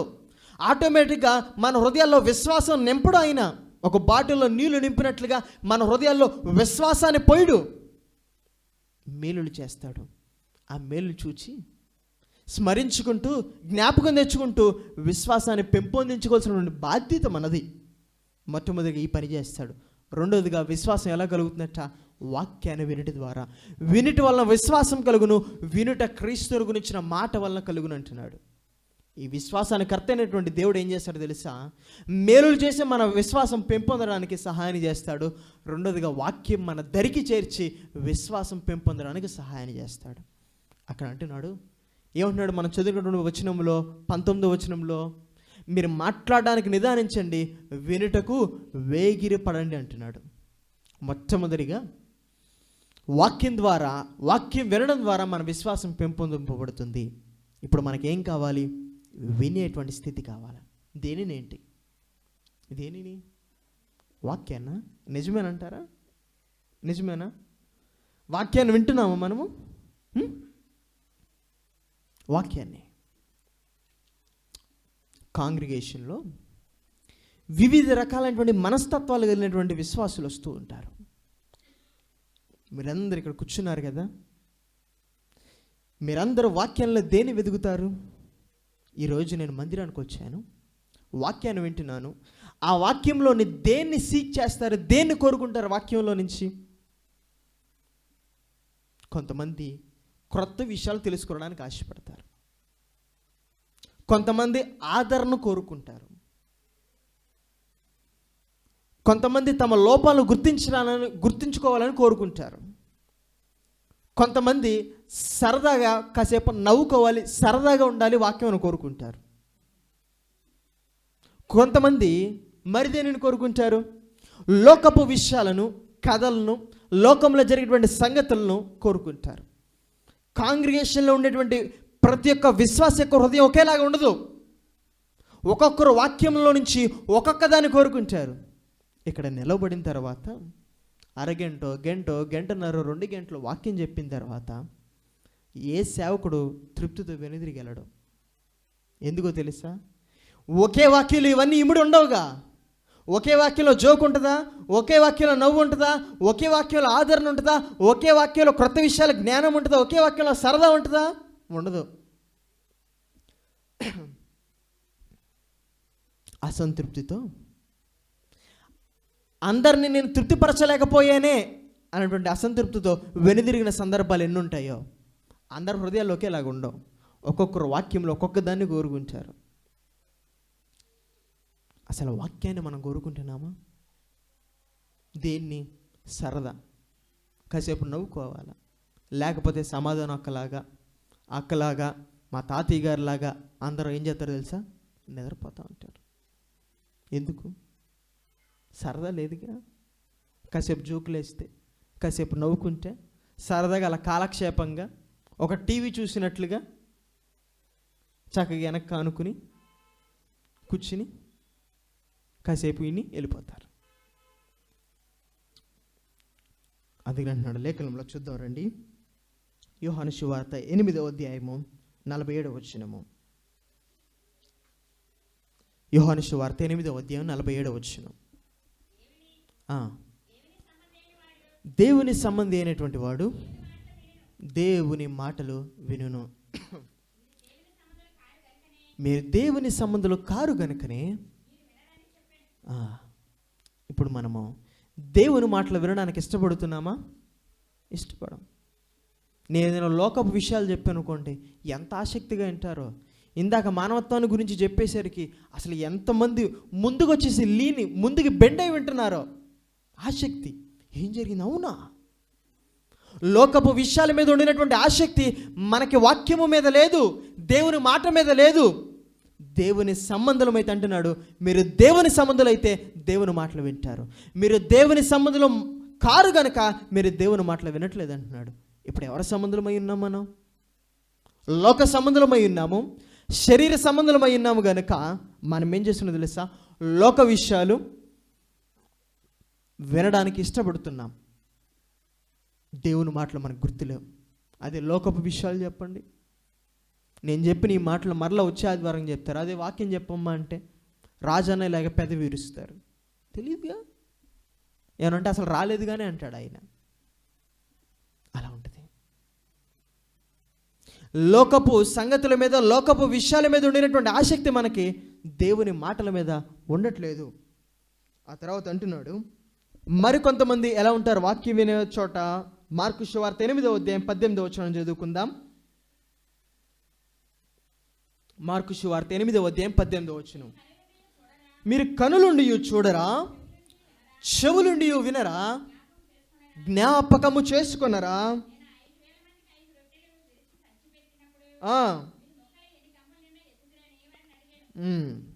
చూడండి, ఇక్కడ ఎవరితో చెప్తున్నాడు ఈ మాటలు? అయినా ఎవరితో? పరిసయ్యులతోనా, శాస్త్రులతోనా, అన్ని జనులతోనా, ఆయన ఎరగని వారితోనా? ఆయనతో నిరంతరము ఎప్పుడున్నటువంటి శిష్యులతో అంటున్నాడు, మీకు జ్ఞాపకం లేదా? మీరు కళ్ళుండి కూడా చూడరా, చెవులుండి కూడా వినరా, మీకు వివేచన లేదా? అరే, రొట్టె లేదని మీరు బాధపడుతున్నారు. నేను 5 రొట్టెలు 2 చిన్న చేపలు 5,000 మంది పంచిపెట్టానే, అప్పుడు ఏం చూచారు మీరు? ఏం విన్నారు మీరు? ఆలోచన ఉందా మీకు అంటున్నాడు. మనకు కూడా అంతే. వింటాం, ఇక్కడే కూర్చుంటాం, నన్నే చూస్తూ ఉంటారు, కానీ మీ హృదయాలు ఎక్కడ ఉంటాయి? ఎక్కడో ఉంటాయి కదా. మరలా నేను ప్రశ్న అడిగితే కానీ మరలా నా దగ్గరికి రారు మీరు. ఈలోపు పరలోక దర్శనం చేసుకుని, ఇంటి దర్శనం చేసుకుని, వేటు దగ్గరికి వెళ్ళి వాటిని చూచి వాటి దగ్గర నుంచి వస్తారు. నేను మరలా పేరు పెట్టి తడితేనే కానీ, ఆయన ఎలాగైతే హృదయం అనే తడుపు తడతాడో, నేను మిమ్మల్ని తడితేనే కానీ మరలా నా దగ్గరికి రారు మీరు. ఆ వాక్యం అలా వింటానే ఉంటారు. ఆ వాక్యం నేను చెప్పేటువంటి మాటలు ఇలా చెవులోంచి వెళ్ళి ఇలా వస్తూనే ఉంటాయి. మీరు నా వైపు చూస్తూనే ఉంటారు. అలా కాదు. ఏ వాక్యానైతే మన చెవులోకి వెళ్తుందో, ఏ వాక్యానైతే వింటున్నామో, అది సరాసరి ఈ చెవులోంచి వెళ్ళి ఈ చెవులోకి వెళ్ళకూడదు. సరాసరి ఎక్కడికి వెళ్ళాలి తెలుసా? అంతరంగంలోకి వెళ్ళాలా. ఆ చెవుల ద్వారా వింటున్నటువంటి వాక్యం ఎక్కడికి వెళ్ళాలి తెలుసా? అంతరంగానికి వెళ్ళాలా. అంతరంగానికి వెళ్ళి ఏం చేయాలా? ఆ రోజు ఏదైనా తోటలో దేవుని యొక్క స్వరము వినబడుతుంటే ఆదాము చెట్టు వెనకాల ఎలా దాక్కున్నాడో, మనం కూడా మన ఆత్మీయ జీవితంలో వాక్యానికి అంత దూరంగా తీసుకెళ్ళాలా. అవునా? కాదు. వాక్యానికి దగ్గరగా వింటున్నామా వాక్యం? ఆ వాక్యం అంతరంగంలోకి వెళ్ళాలా. అంతరంగంలోకి వెళ్ళిన తర్వాత ఆ మాట, దేవుని వాక్యం ఏం చెప్తుంది, దేవుడు ఏం మాట్లాడుతున్నాడు, నా జీవితం ఎలా ఉంది, సరిపోల్చుకోవాలా. ఇది నిజమైన వినడం అంటే. నిజంగా వినడం అంటే ఇది. లోకపు విషయాలను మరి వేటున వినేటువంటి తత్వం కాదు, కానీ దేవుని మాటలు వినేటువంటి వారిగా ఉండాలా. దేవుని మాటలు వినేటువంటి వారమైన మనము ఈ చెవులోంచి వెళ్ళి ఈ చెవులోకి వెళ్ళకూడదా? అది సరాసరి అంతరంగంలోకి వెళ్ళాలా. ఒక మాట చెప్తున్నాం, వాటిని అంతరంగంలో చెప్పబడినటువంటి మాట గురించి ఆలోచన చేయడం ప్రారంభించాలా. ఆ చెప్పబడినటువంటి మాటతో మన జీవితం ఎలా ఉందో సరిపోల్చుకోవాలా. అంతేగాని ఆదాములాగా దాక్కుంటాం కదా మనం. ఆదాము ఏం చేస్తున్నాడు? అక్కడ దేవుని స్వరము వినబడగానే ఏం చేస్తున్నాడు? చెట్టు వెనక వెళ్ళి దాక్కున్నాడు. మనం కూడా అంతే. కేవలం వాక్యం వినువారిగా మాత్రమే ఉంటున్నాం. ఏం చేస్తున్నాం? వాక్యం విని విడిచిపెట్టేస్తున్నాం. ఆ వాక్యం నుంచి మన జీవితాలను ఎంతో దూరం చేసుకుంటున్నాం. ఒక్క క్షణమైన ఒక అడుగు ముందుకు వేసి ఆ చెప్పబడుతున్నటువంటి వాక్యంతో మన జీవితాలను పోల్చుకోవడానికి ప్రయత్నం చేయట్లేదు. ఆ చెప్పబడినటువంటి వాక్యంతో నా జీవితం ఎలా ఉందని సరిపోల్చుకోలేకపోతున్నాం. లేదు. ఎలా ఉంటున్నాం? ఒక ఐతుకులాగా ఉంటున్నాం. ఐతుకు ఏం చేస్తున్నాడు? మేడగదిలో కిటికీలో కూర్చుని నిద్రపోతున్నాడు. ఇక్కడ నిద్రపోయారు ఎంతమంది ఉన్నారో. నేను 10 నిమిషాలకో 15 నిమిషాలకో అరగంటకో లేకపోతే ఐతుకు వల్లే కిటికీలోంచి పడిన వారు, కుర్చీలోంచి పడేవారు ఎంతమంది ఉన్నారు ఇక్కడ?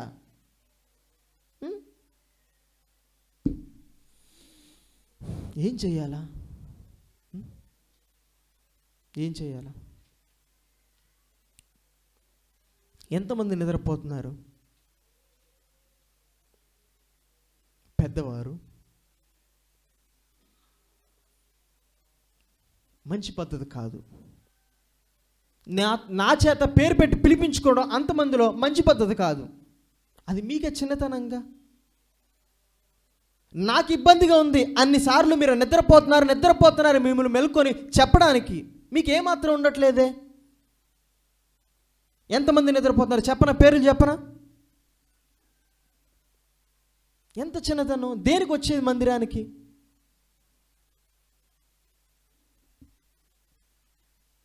అలవాటైపోయింది.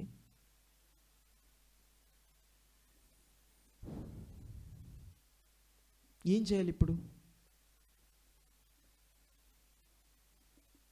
క్రమశిక్షణ పెట్టకపోతే ఏం సమానం చెప్పాలి దేవునికి? క్రమశిక్షణ పెడితేనే మీరు బాధపడతారు, నొచ్చుకుంటారు, తిట్టుకుంటారు, సనుక్కుంటారు. ఇలా చేస్తున్నాడు పాస్టర్ గారు, ఇలా మాట్లాడుతున్నాడని. ఇక జీవితకాలంతో నిద్రపోతూనే ఉంటారు. ఇక మంచి పద్ధతి కాదు.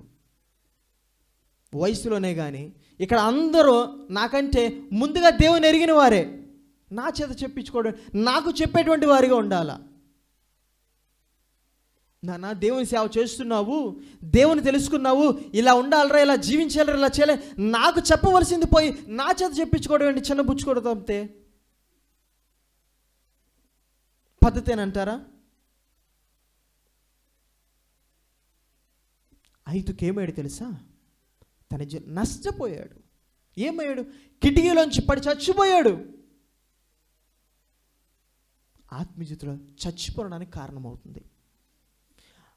ఆ వాక్యం వినకుండా వాక్యం పట్ల నిర్లక్ష్య భావాన్ని కనపరుస్తామో విశ్వాసం మన జీవితాల్లో ఉండదు. ఎక్కడుంటుంది విశ్వాసం? ఇందాక మనం చెప్పుకున్నాం. ఇప్పుడు యాయిరి స్థితే మనకు వచ్చింది అనుకుందాం. యాయిరి స్థితే మనకు వచ్చింది, ఆ కుటుంబానికి వచ్చినటువంటి స్థితే మనకు వచ్చింది. ఈ అంతరంగంలో వాక్యం లేకపోతే ఆ పరిస్థితి దగ్గర మనం ఎలా ఉంటాం? ఎలా సర్వైవ్ అవ్వగలుగుతాం? అందు దుష్ట హృదయము దేవుని విడిచిపెట్టి వెళ్ళిపోయేటువంటి అవిశ్వాసమైనటువంటి దుష్ట హృదయం మీలో ఉన్నదే చూచుకొని ఉన్నాడు. అదే ఈ వాక్యం అంతరంగంలో ఉంటే శ్రమ దగ్గర అంతరంగంలోంచి మాట్లాడుద్ది హృదయం. బాధపడమాక నాన్న, దేవుని వాక్యం ఇలా చెప్తుందిగా, ఆయన ఎందుకు విశ్వాసం ఉంచితే, ఆయనకి నిజంగా మొరపెడితే ఆయన సమీపస్తుడిగా ఉంటాడని చెప్తుందిగా లేఖనం. ఒక్కసారి మోకాలుని ప్రార్థించకూడదు? అంతరంగంలో ఉన్నటువంటి వాక్యం చెప్పుద్ది. ఇక్కడ కూర్చొని నిద్రపోతే ఏం చెప్పుద్ది? జాగ్రత్త. మందిరానికి వచ్చినంత మాత్రాన ఒక అరగంట, గంట సేపు, గంటన్నర వాక్యం విన్నంత మాత్రాన మన విశ్వాసాలు అవ్వం. అందుకనే విపులంగా దేవుని వాక్యం ఎలా వినాలో ఒక్కొక్కడిగా యాకోబు అక్కడ చెప్తున్నాడు. మీరు వాక్యం వినడానికి వేగిరపడాలి. ఆ తల్లి ఎంత అన్నం పెట్టినా పిల్లవాడికి ఆకలి లేకపోతే వినే ఆసక్తి మనకు లేకపోతే ఎలా? నష్టపోతాం. రెండోది అంటున్నాడు అక్కడ, మీరు మాట్లాడడానికి నిదానించి వినటానికి వేగిరపడండి. దాని తర్వాత ఏం చెప్తున్నాడు మాట? మీరు కోపపడడానికి నిదానించండి అంటున్నాడు. మీరు కోపపడడానికి నిదానించండి. అంతేకాక ఇంకేం చెప్తున్నాడు? తర్వాత వచ్చిన చదువుకుందాం. దేవుని నీతిని నెరవేర్చదు,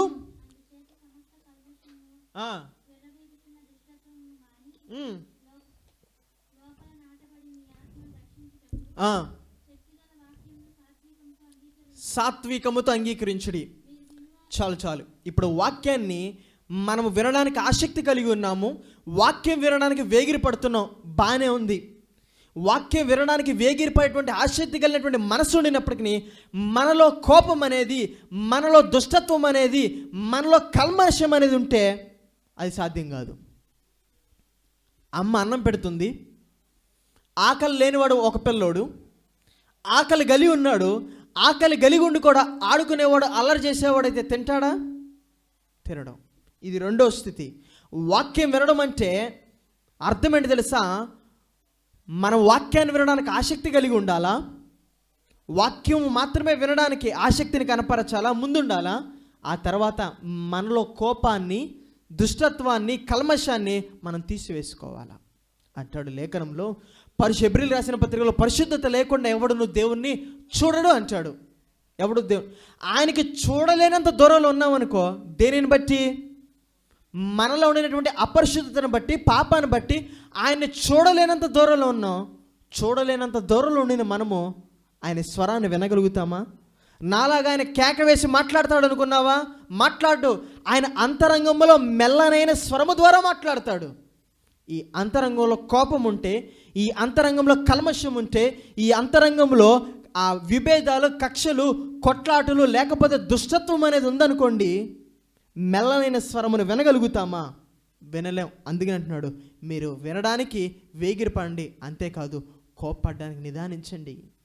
అంతేకాదు కల్మషాన్ని, దుష్టత్వాన్ని తీసివేసుకుని మీరు వాక్యాన్ని సాత్వికంగా అంగీకరించని అంటున్నాడు.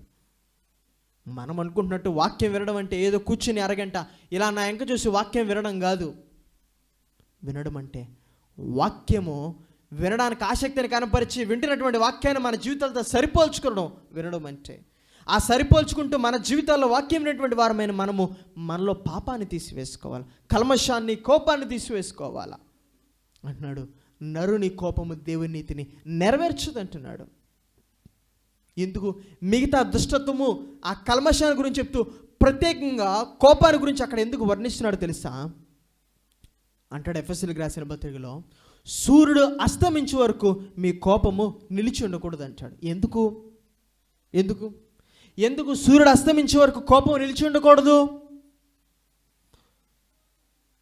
ఆ సూర్యుడు అస్తమించిన తర్వాత కూడా దీర్ఘకాలంగా మన జీవితాల్లో కోపం అనేది ఉంటే అది ఎలా మార్పు అవుతుందో తెలుసా?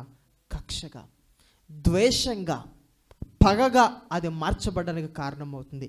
ఆ కోపము కోపము కోపము కోపము దీర్ఘకాలికంగా మన హృదయంలో ఉండి ఏమవుతుందో తెలుసా?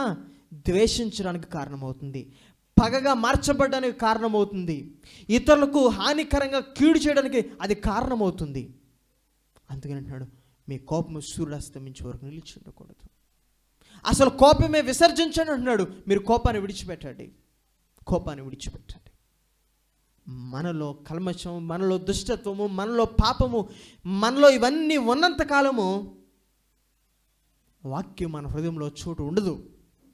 ఈ హృదయం అంతా కోపంతో నిండి ఉంటే, ఈ హృదయం అంతా కల్మషంతో నిండి ఉంటే, ఈ హృదయం అంతా దుష్టత్వంతో నిండి ఉంటుంటే, ఇక ఈ అంతరంగంలో, ఈ హృదయంలో దేవుని వాక్యానికి చోటు ఎక్కడ ఉంటుంది? ఆయనేమో మన హృదయం అనే తలుపునత నుండి తట్టుతున్నాడు.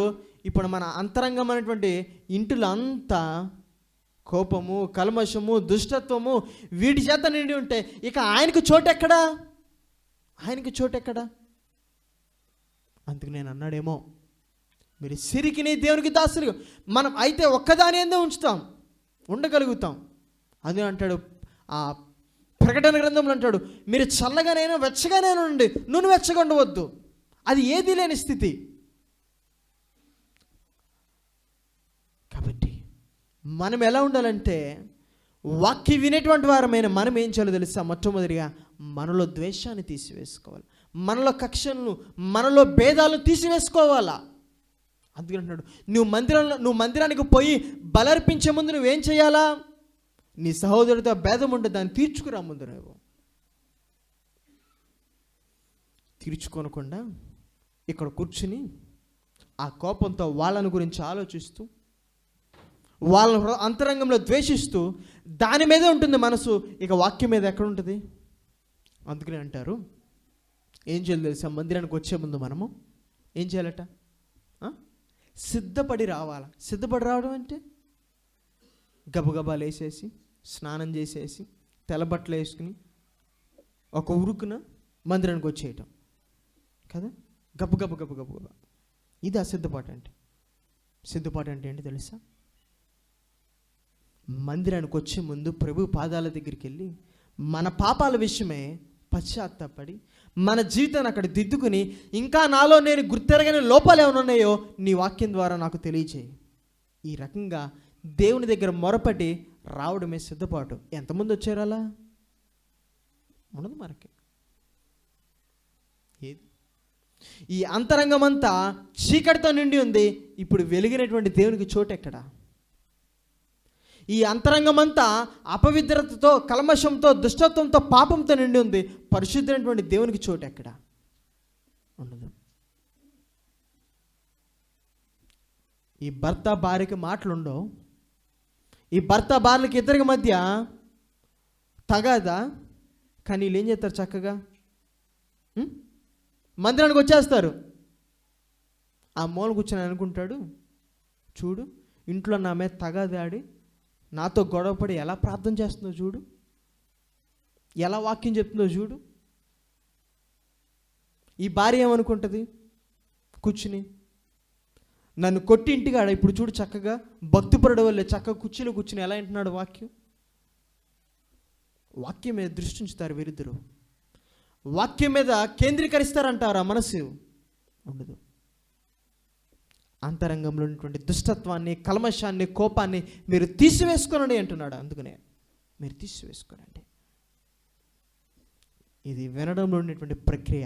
ఆ తర్వాత ఏం చెప్తున్నాడు, మీరు వాక్యం వీరు మాత్రముగానే ఉండి మిమ్మల్ని మీరు మోసపుచ్చుకోవద్దు. మీరేం చేయాలి తెలుసా, మీరు విన్న వాక్య ప్రకారము జీవించేటువంటి వారిగా ఉండాలి. గైకోనండి. మీరు వాక్యం వినివాడు కేవలం ఎటువంటి వాడితో ఉన్నాడో తెలుసా, ఎటువంటి వాడిని పోలి ఉన్నాడో తెలుసా, అద్దంలో తన సహజ ముఖాన్ని చూచుకున్న వాడిని పోలి ఉండును.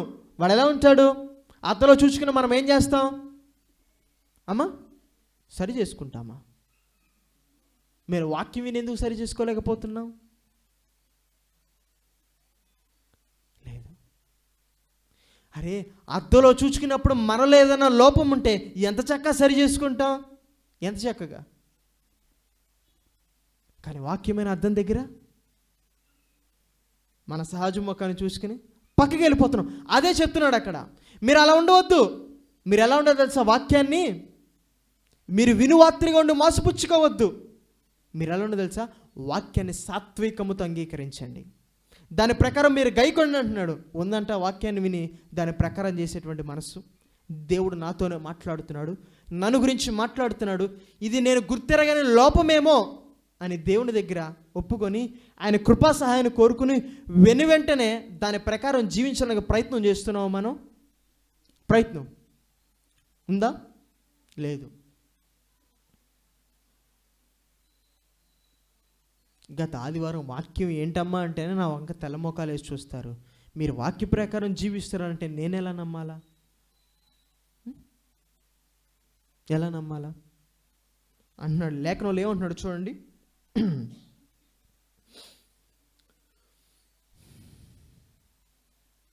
లూకా సువార్త 11వ అధ్యాయము 28వ వచనం చదువుకుందాం. అవును గాని దేవుని వాక్యము విని దాన్ని గైకొని వారు మరి ధన్యులు అని చెప్పాను. అక్కడ అంటుంది ఒక స్త్రీ అంటే వచ్చి, అయ్యా నిన్ను కనిన గర్భం ఎంత గొప్పదయ్యా, నువ్వు ఏ రొమ్మునైతే పాలు తాగావో ఆవిడ ఎంత గొప్పది, ఎంత శ్రేష్ఠురాలు, ఎంత భాగ్యవంతురాలు అని అన్నది. అని అన్నాడు, లేదు లేదు, నన్ను కనిన గర్భము కంటే ఎవరు గొప్పవారు తెలుసా, ఎవరు ధనిలో తెలుసా, ఎవరు భాగ్యవంతులు తెలుసా, ఎవరైతే వాక్యాన్ని విని గైకొంటారో వారు మరి ధన్యులు అని అంటున్నాడు ఆయన. ఈ స్థితికి ఎప్పుడు చేరగలుగుతాం? చేరలే అన్నటికే. వాక్యం వినిన వెంటనే ఆ వాక్యానికి విధేయత చూపించేటువంటి మనసు ఉందా? ఎక్కడది? అసలు విన్న వాక్యం గుర్తుంటేనేగా ప్రయత్నం చేయడానికి. మీరు వినిన సంగతులు విడిచిపెట్టుకొని కొట్టుకొని పోకున్నట్లు మరి విశేషమైనటువంటి జాగ్రత్త కలిగి ఉండాలి. ఏంటి ఈ జాగ్రత్త? మనం విన్న సంగతులు మనం మర్చిపోకుండా విశేషమైనటువంటి జాగ్రత్త కలిగి ఉండాలంట. ఏంటి ఆ జాగ్రత్త? మేము వాక్యం చెప్తే నువ్వెందుకు అన్నట్టు చూస్తున్నారు నా. ఇంకా మనం వినిన సంగతులు విడిచికి పెట్టుకొని కొట్టుకొని పోకుండా మనం జాగ్రత్తగా ఉండాలి. ఏ జాగ్రత్తలు తీసుకోవాలా? ఏం జాగ్రత్తలు తీసుకోవాలా చెప్పండి, చెప్పండి. మీరు విన్న వాక్యము మీరు మర్చిపోకుండా దాని హృదయంలో భద్రపరచుని జ్ఞాపకం ఉంచుకొని దాని ప్రకారం చేస్తున్నారుగా. అలా చేయడానికి ఏ జాగ్రత్తలు తీసుకున్నారు చెప్పండి నాకు. ఎందుకు మీరు వాక్యం వినేది? అలాంటప్పుడు వాక్యం విని మర్చిపోయే కాడికి ఎందుకు వాక్యం వినేది? ఏ జాగ్రత్తలు తీసుకుంటున్నాం వాక్యాన్ని మర్చిపోకుండా మనం? నాన్న చదువు లేదురా, శ్రద్ధగా వినండి నిద్రపోతారు. అరే నాన్న నీకు చదువు వచ్చు కదరా, 2 ముక్కల పుస్తకంలో చెప్పేది రాసుకోరంటే కోపం మీకు, కోపం. మాకు తెలియదా, మాకు వినడం రాదా, మేము ఏకసంతాగ్రహులు, మేము ఒక్కసారి విని జ్ఞాపకం ఉంచుకుంటాం అని అంటారు మీరు. అక్కడేమో సేవకులు కూడా పుస్తకాలు రాసుకుంటూ ఉంటే మేము ఆత్మీయతలో గొప్పవారు, ఒక్కసారి వింటామని చాలు అంటారు మీరు. ఏది చెప్పండి మరి, అసలు ఇందాక నేను ఏం చెప్పాను చెప్పండి ఒకసారి నాకు మీరు. మీరు వినిన సంగతిలో విడిచిపెట్టుకొని కొట్టుకొని పోకుండా మీరు విశేషమైనటువంటి జాగ్రత్త. ఏంటా జాగ్రత్త? మన స్థితిని బట్టి మనం చదువుకోలేదా? చక్కగా జాగ్రత్తగా వినాలి, ఆసక్తిగా వినాలా. ఒకవేళ మనకు చదువుకోవడం వచ్చా, ఒక పుస్తకం పెట్టుకుని రాసుకోవడానికి ఏమైంది? పోను పుస్తకాలు కరువా? నన్ను తెమ్మంటారా, వచ్చే ఆదివారం మీ అందరికి పుస్తకాలు కొని పెడతాను. ఎంతమంది అయితే ఉన్నారో చదువుకునేవారు వారందరికి పుస్తకాలు, పెన్నులు ఇస్తాను. అప్పుడేం రాసుకుంటారా? పోని రాసుకుని కుటుంబ ఆరాధన చేసుకునేటప్పుడు మరొకసారి వాటిని జ్ఞాపకం తెచ్చుకుని ఇంట్లో చదువుకోలేని వారికి వాటిని బోధించి ఇది మన వాక్యం చెప్పారు గత ఆదివారం ఒకసారి వారికి జ్ఞాపకం చేసుకుని ఉందంటావు మనసు? ఆసక్తి ఒకటే, ఆసక్తి లేదు మనకి, ఆసక్తి లేదు. వినడమే మనకి గగనం. కానీ బెరియా ప్రాంతం వారు ఏం చేశారు? ఆ లేఖనాలు అలా ఉన్నాయో లేవో, అపోస్తులు చెప్పేటువంటి మాటలు లేఖనానుగుణంగా ఉన్నాయో లేదో పరిశోధించారట లేఖనాలు. అసలు ఉందా మనకి? వినడమే గగనం అయ్యే. ఇప్పుడు ఎలా ఉన్నాం తెలుసా?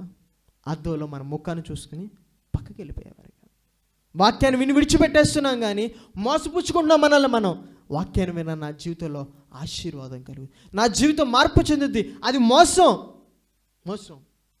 ఎన్ని వాక్యాలు విన్నంత మాత్రాన మన జీవితంలో లాభం రాదు, మన జీవితాలు మారవు, అభివృద్ధి చెందవు. విన్న వాక్యాన్ని ఎప్పుడైతే ఆచరిస్తామో, గైకొంటామో, అప్పుడు మన జీవితంలో ఆశీర్వాదం, అప్పుడు మన జీవితాలు మార్పు చెందుతాయి. వినినంత మాత్రాన మన జీవితాలు ఎన్నటికి అలాగే ఉంటాయి, ఎన్నటికి. మీరు వాక్య ప్రకారం గైకొనాలి అంటున్నాడు. వాక్యాన్ని విను, హృదయంలో భద్రపరుచుకొని గైకొను. ఒకవేళ వాక్యాన్ని హృదయంలో భద్రపరుచుకున్నా సరే, మరి దేని చేత మనం ఆటంకింపబడతామో తెలుసా? చూద్దాం రండి. మార్కు సువార్త 7వ అధ్యాయము 13వ వచనం చదువుకుందాం.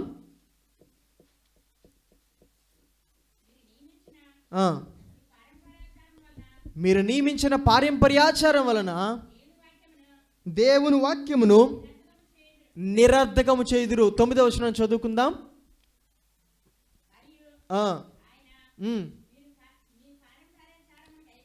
మీ పారంపర్యాచారమును గైకొనడానికి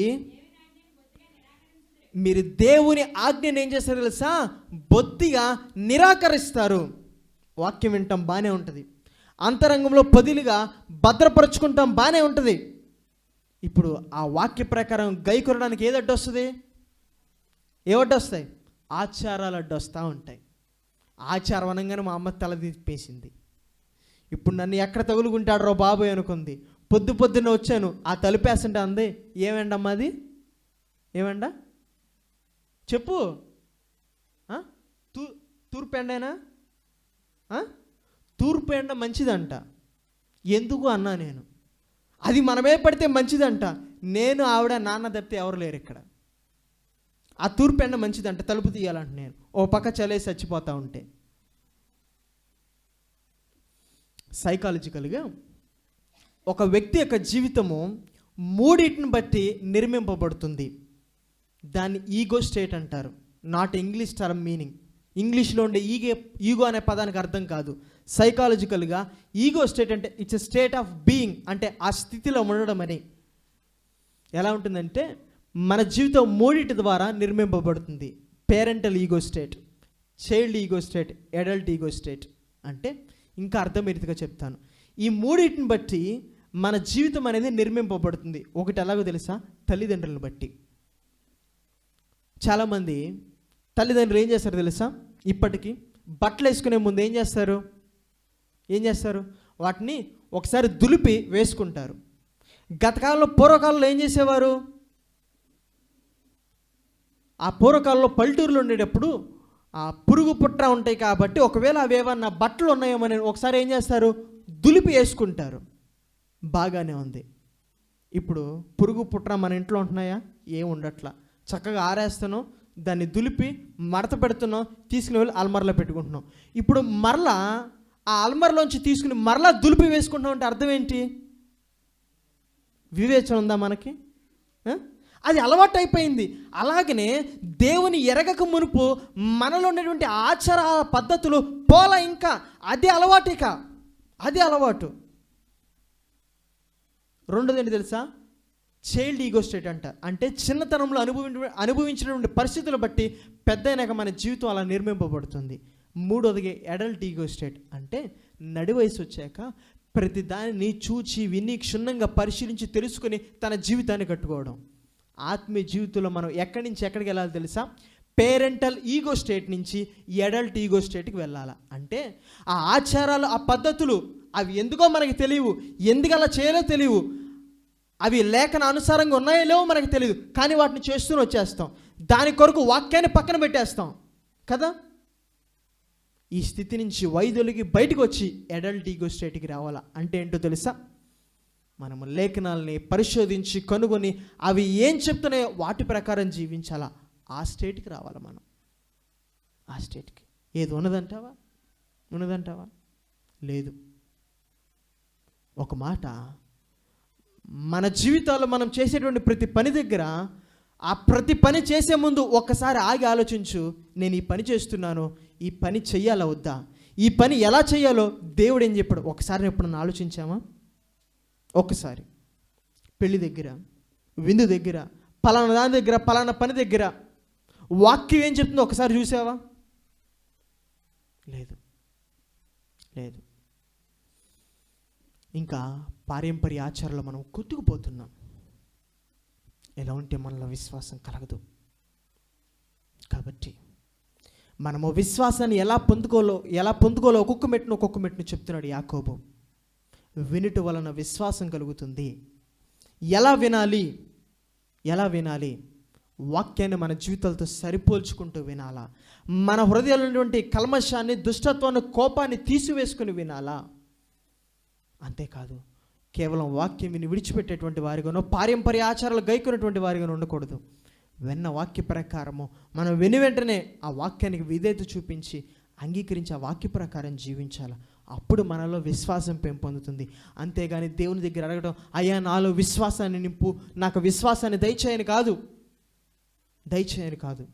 ఆ తల్లి అన్నం ఎలా పెడుతుందో పరమ తండ్రి కూడా మనం విశ్వాసాన్ని పొందుకోవడానికి వాక్యం అనే జీవాహారాన్ని ఇస్తాడు.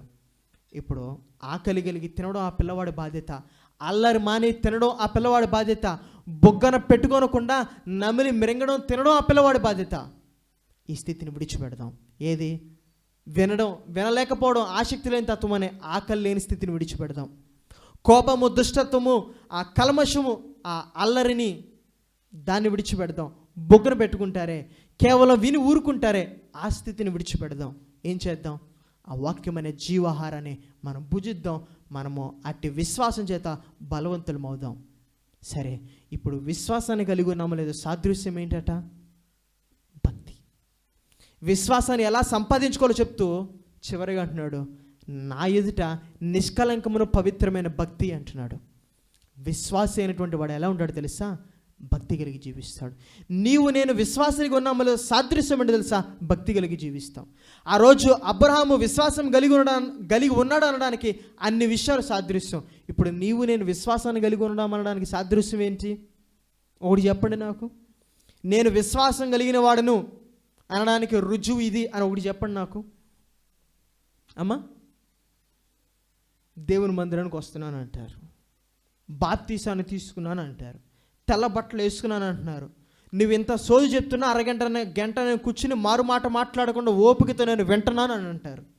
ఇదా విశ్వాసానికి సాదృశ్యాలు? ఇదా విశ్వాసానికి రుజువులు?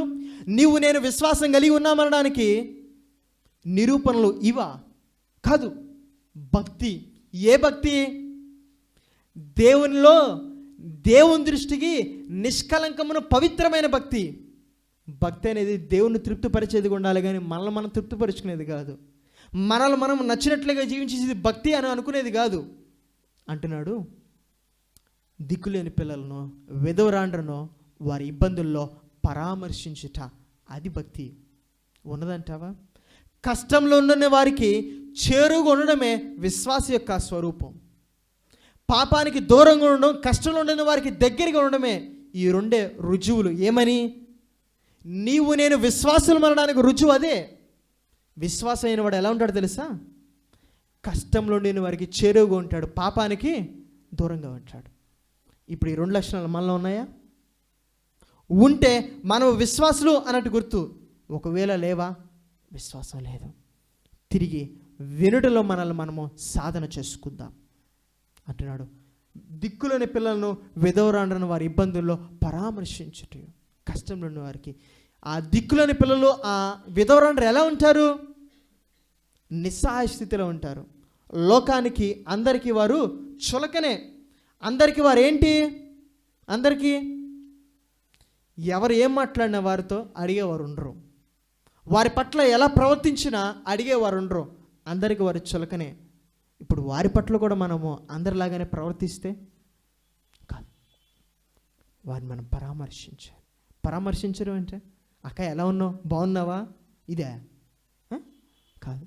ఆ రోజు ఒక వ్యక్తి అట యెరూషలేము నుండి యెరికోకు వెళ్తుంటేట దొంగలు అతన్ని దోచుకుంటేట అతని గాయాలు పాలై ఉండి కొన ప్రాణంతో పడి ఉంటే మంచి సమరుడు ఏం చేశాడు తెలుసా? అతన్ని పరామర్శించాడు. అతనికి నూనె రాసి, గాయాలకు కట్లు కట్టి, ద్రాక్షారసాన్ని పోసి, తను మోసుకుని పోయి పూటకోళ్ళ ఇంట్లో పెట్టి అంటున్నాడు, మీరు వారిని పరామర్శించండి, అతని బాగోగులు చూడండి. పరామర్శించడం అంటే అర్థం ఏంటి తెలుసా? Taking care. వారి బాగోగులు చూడడం అని అర్థం. ఆ స్థితి మనకు అసలు పట్టనే పట్టదుగా, మనకు పట్టనే పట్టదు. ఇప్పటికి ఒక దేవుని సేవకుడు, ఒక విశ్వాసికి భర్త చనిపోయినటువంటి తన ఆ విధవరాలకి నెల నెల కావాల్సినటువంటి మందులు, ధనాన్ని ఇస్తూ ఉంటాడు. ఇది దేవుని ఎదుట నిష్కలంకమైన పవిత్రమైన భక్తి కాదా? ఇది విశ్వాసానికి రుజువు, నిరూపణ కాదా? ఉందంటావా? ఒక మాట అడుగుతున్నాను. ఇంకా మనం ఉండేటువంటి పేటలో, మన సమాజంలో, మన చుట్టుపక్కల తినడానికి తిండి లేకుండా దరిద్రతలో, దౌర్భాగ్యతలో నివసిస్తున్న వారు ఉన్నారంటే ఆ బాధ్యత మనది. వారు అలా ఉండడానికి కారణం మనము, లోపము మనలో ఉన్నది. దేవుడు న్యాయవంతుడు, ఆయన నీతి న్యాయంలో ప్రేమించేవాడు, ఆయన ప్రతి వారిని సమానంగా ప్రేమించేవాడే. అప్పుడు మీరు అంటారు, ఎందుకయ్యా వాడిని దరిద్రుడిగా తయారు చేశాడు, ఎందుకు వాడిని ఒకరిని అంగవైఫల్యం కలిగిన వాడిగా తయారు చేశాడు? ఎందుకో తెలుసా? అన్నీ కలిగినటువంటి మనము వారికి అండగా ఉంటామని, వారికి ఆదరణ ఇచ్చేటువంటి వారిగా ఉంటామని. అన్ని ఇచ్చింది లేని వారికి మనము సహాయంగా, చేదోడుగా ఉంటామని, మనల్ని బట్టే మన మీద బాధ్యత నిలిపి వారిని అలా తయారు చేశాడు. ఇప్పుడు ఇంకా హెచ్చు తగ్గులు ఉన్నాయంటే సంఘంలో, ఇంకా సమాజంలో దరిద్రతలో నివసిస్తున్నవారు ఉన్నారంటే మనం సరైనటువంటి విశ్వాసులుగా లేము, సరైనటువంటి భక్తి మనలో లేదు. రెండోది అంటున్నాడు, మీరు ఇహలోకం మాలిన్యమును అంటించుకొనకుండా. ఏదా స్థితి? కష్టంలో ఉండిన వారికి దగ్గరగా ఉండి పాపానికి దూరంగా ఉండేటువంటి స్థితి మనలో ఉందా? ఫ్యాషన్ అనేటువంటి పేరుతో ఏం చేస్తున్నాం? పాపానికి దగ్గరగా ఉంటున్నాం కాదా? కాదా? ఎక్కడైతే చదువు ఉందో, ఎక్కడైతే వివేచన ఉందో, ఎక్కడైతే డెవలప్మెంట్ ఉందో, ఎక్కడైతే జీవన ప్రమాణాలు అభివృద్ధి చెందాయో, పెరిగాయో, ఆ కుటుంబాల్లో, ఆ సమాజంలో ఏమి పెరగాల? ఏం పెరగాల? నైతిక విలువలు పెరగాల. దిగజారిపోతున్నాయి నైతిక విలువలు. ఫ్యాషన్ అనేటువంటి పేరుతో, ఎడ్యుకేషన్ అనేటువంటి పేరుతో, డెవలప్మెంట్ అనేటువంటి పేరుతో, ట్రెండ్ అనేటువంటి పేరుతో పాపానికి చేరువస్తులం అవుతున్నాం. ఇది సరైనటువంటి భక్తేనా?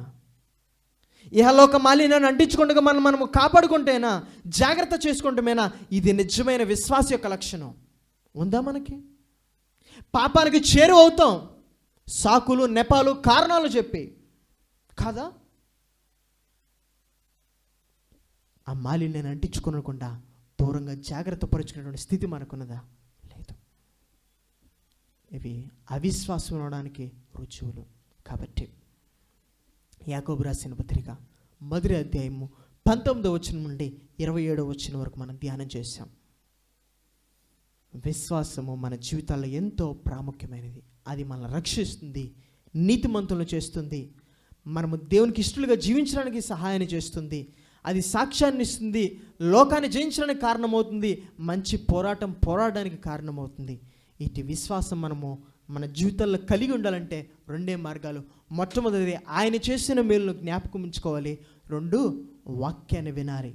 ఎలా వినాలో కూడా నేను మీకు జ్ఞాపకం చేశాను, మరలా జ్ఞాపకం చేయాలనుకోవట్లేదు. ఇప్పుడు ఆ రెండింటి ద్వారా విశ్వాసాన్ని మనం కలిగి ఉండాలా. అప్పుడు అబ్రహాం వలె సంపూర్ణమవుతాం. ఇప్పుడు విశ్వాసాన్ని కలిగి ఉన్నామో లేదో రుజువులు అని తెలుసా? భక్తి. కష్టం నుండిన వారికి దగ్గరగా ఉంటామో, పాపానికి దూరంగా ఉంటాం. ఈ 2 నీవు నేను విశ్వాసం కలిగి ఉన్నామో లేదో అనడానికి రుజువులు, నిరూపణలు. ఇటు మాటలు దేవుడు మన వినికిడిలో దీవించును గాక.